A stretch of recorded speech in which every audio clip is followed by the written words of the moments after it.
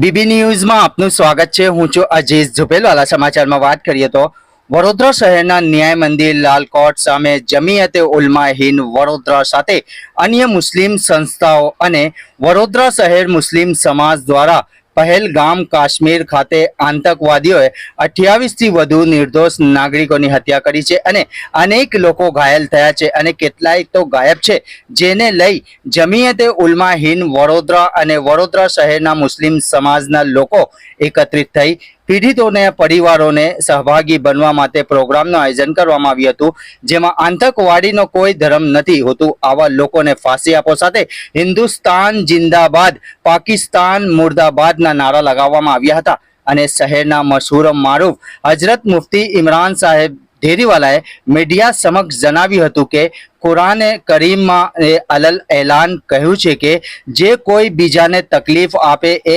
અમારામાંથી નથી। સાંભળો તેઓ વધુમાં શું કહી રહ્યા છે। રિવોટ અઝીઝ ઝુપેલવાલા। આતંકવાદીનો કોઈ ધર્મ નથી હોતો, સુનવાઈ થવી જોઈએ કે સીધી ફાંસી થવી જોઈએ। આતંકવાદીને ગુનેગારને અને ખરેખર ગુનેગાર છે તેના માટે કોઈ સુનવાઈની જોગવાઈ નથી, એને ફાંસી થવી જોઈએ। કેમ કે આતંકવાદીઓએ જે મોતના ઘાટ ઉતાર્યા છે એ બહુ કાળું કેર વરસાયું છે એવું કહેવામાં આવે તો ચાલે। સરકારશ્રીને અમારી નમ્ર વિનંતી છે કે આવા આતંકવાદીઓને શોધીને જેર કરવા જોઈએ અને જાહેરમાં ફાંસી આપવી જોઈએ, તાકે બીજા જોનારાઓને એવું લાગે કે હવે જુલ્મ કરવું ગુનો છે અને જુલ્મ ના થાય એ બાબત સરકારશ્રીએ આના પર ધ્યાન રાખવાનું છે।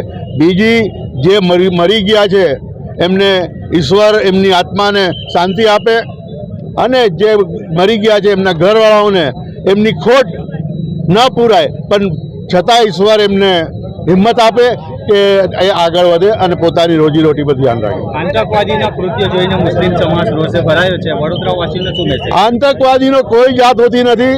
આતંકવાદી છે, પછી એ કયો સમાજનો છે એ પછીની વાત છે। આતંકવાદી એટલે આતંક ફેલાવનાર, અને આતંક ફેલાવનારને કોઈ જગ્યા કોઈ ધર્મ કે કોઈ એનાથી લેનદેન હોતું નથી અને અમે આવા આતંકવાદીઓને ધાર્મિક માનતા भी नहीं। आज यहाँ पर बड़ौदा शहर के मुस्लिम समाज जो है गई कल पहलगाम में जो आतंकवादी कायरतापूर्वक जो हमला हुआ है सामान्य नागरिकों के ऊपर, जिसमें 28 लोगों की मृत्यु हुई है और कई लोग घायल हुए हैं, उनके प्रति हमदर्दी और उनके साथ इस दुख की घड़ी में पूरा शहर का मुस्लिम समाज उनके साथ है, इसके लिए यहाँ पर जमा हुए हैं। और ये जो आतंकवादी हमला हुआ है, घटना हुई है, ये सख्त विरोध करने के लायक है, उसको वखोड़ते हैं पूरा मुस्लिम समाज, पूरे शहर के नागरिक लोग जो है इसको वखोड़ रहे। ऐसी घटनाएं नहीं होना चाहिए। हमें साथ में नागरिकों को एक तरफ उनके श्रद्धांजलि, उनकी घर वालों के सुकून शांति के लिए दुआ के लिए मामला होना चाहिए। दूसरी तरफ हमारे पास ये भी होना चाहिए कि ये घटना जो बनी इसमें कौन लोग जवाबदार है। सुरक्षा एजेंसी केंद्र सरकार की इसमें चूक हुई है या नहीं हुई है, ये भी नागरिकों को प्रश्न करना चाहिए, क्योंकि हम ये जानते हैं कि ये घटना जहाँ पर हुई है टूरिस्ट प्लेस है, पूरे भारत से और विदेश से 2 फॉरेनर टूरिस्ट भी इसमें मारे गए हैं, तो ये एकदम सिक्योरिटी जोन के अंदर ये मामला हुआ है। तो ये अकाउंटेबल जो लोग हैं उसके बारे में भी नागरिकों को सवाल करना चाहिए और सरकार और एजेंसियों को उसके बारे में डिक्लेरेशन भी करना चाहिए, और भविष्य में फ्यूचर में ऐसी घटना न हो, ऐसी कड़क सुरक्षा का बंदोबस्त देश को और वहाँ पर जो बजट फाड़ोते हम सिक्योरिटी के लिए, उसका सही इस्तेमाल होना चाहिए। मुफ्ती साहब, आज प्रोटेस्ट किया गया है, किस संदर्भ में? आप सब जानते हैं कि हमारे देश के लिए बहुत बड़ा दागदार दिन हुआ है कल का। मासूम लोग और बेचारे नए शादी वाले हमारे नौजवान बच्चे और बच्चियां जो तकलीफ़ में आई है, अच्छे मजबूत दिलों के अंदर भी आंसू आ गए और लोग रोने पर मजबूर हो गए कि इस तरीके से बेरहमी से जो हमारे लोगों को शहीद किया गया है, वो बहुत ही मतलब हमारे पास वो अल्फाज नहीं है कि उनको कौन से लफ्ज़ से बोला जाए। जानवर से भी बदतर ये काम है जो लोग कर रहे हैं। शायद उनका इंसानों में तो नाम लेना मैं समझता हूँ मुनासिब है ही नहीं। हमें यूँ भी हमारे कुरान ने भी बताया है कि ऐसे लोग जिनके पास इंसानियत मर चुकी है वो जानवर भी नहीं है, बल्कि जानवर से भी बदतर है। हमारे वहाँ एक लफ्ज़ है, उलाइका कल अनआम बल हुम अदल, ये लोग तो जानवर से भी बदतर है। तो ये मज़हब के नाम पे बेकार की बातें हैं सब। जो भी लोग टेररिस्ट है वो मजहब से कोई लेना देना नहीं है उनका, और कोई ताल्लुक उनका है नहीं। ये सिर्फ जो है जानबूझकर ऐसे काम करते हैं जिससे इनको बेनिफिट मिले, लोगों में नफरतें फैले।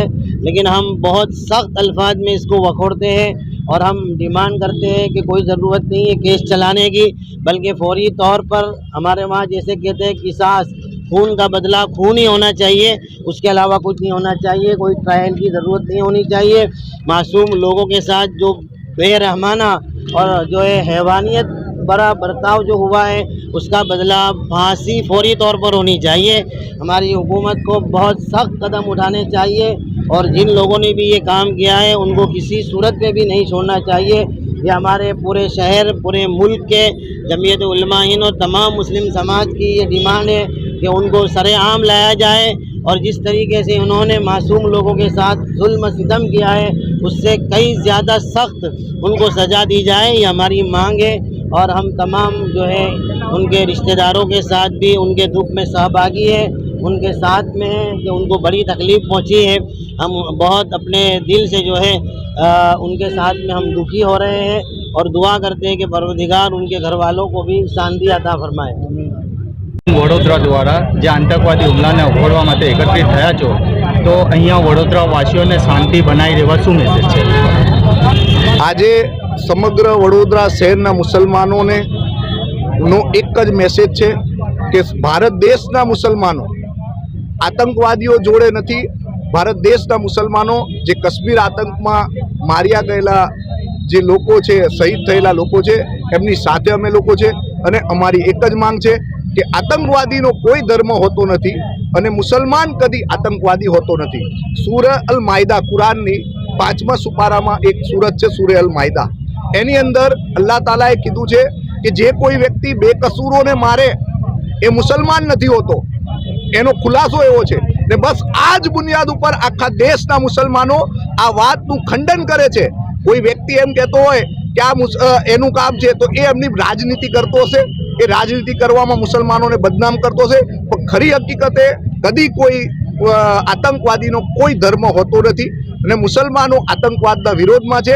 અને એનું જ ઉદાહરણ આ આતંકવાદી હુમલાની અંદર સૈયદ હુસૈન નામનો વ્યક્તિ કે જે પોતાના ટુરિસ્ટો હતા એ તો હિન્દુ હતા, બરાબર, એ ટુરિસ્ટોના માટે એણે આતંકવાદીઓ સાથે લડાઈ કરી, બંદૂક છીનવવાની કોશિશ કરી અને પોતે શહીદ થયો છે। એકનો એક દીકરો હતો। સાથે સાથે આતંકવાદીઓનો ધર્મ નથી હોતો એ બાબતનો બીજો પુરાવો હું તમને આપું તો જે લોકોને ગોળીઓ મારી છે, ઈજા થયેલા લોકો છે, એમાં બેંગ્લોરની એક મુસ્લિમ ફેમિલી પણ છે। એટલે આતંકવાદીઓ માટે કોઈ ધર્મ હોતો નથી અને દેશની અંદર આપણા દેશમાં સૌહાર્દ વગાડવા માટે કદાચ કોઈ લોકો એવા સ્ટેટમેન્ટ મુસલમાનો સાથે જોડીને આપતા હોય તે લોકો પોલિટિક્સ કરે છે। આ સબ્જેક્ટ રાજનીતિનો નથી, આ સબ્જેક્ટ દેશને વિચારવાનો છે કે હાલમાં મને ન્યૂઝના માધ્યમથી જાણવા મળ્યું કે ભારત દેશ આ જે આતંકવાદીઓ હતા એ આતંકવાદીઓ પાકિસ્તાનથી આવ્યા હતા, તો પાકિસ્તાનથી ભારતની સરહદમાં કઈ રીતે ઘૂસ્યા એની પર 100% તપાસ થવી જોઈએ। અને બસ આ માંગ સાથે અમે માંગણી કરીએ છીએ કે આતંકવાદીની ન કોઈ સુનવાઈ, ન કોઈ તારીખ, સીધી ફાંસી યા ગોલી મારો અથવા અમોને સોંપી દો, અમે એમને સજા કરીશું। આપણો પરિચય? ઘંટી છે તેમને ક્લિક કરો જેથી અપડેટ ન્યૂઝ તમારા સુધી પહોંચી શકે।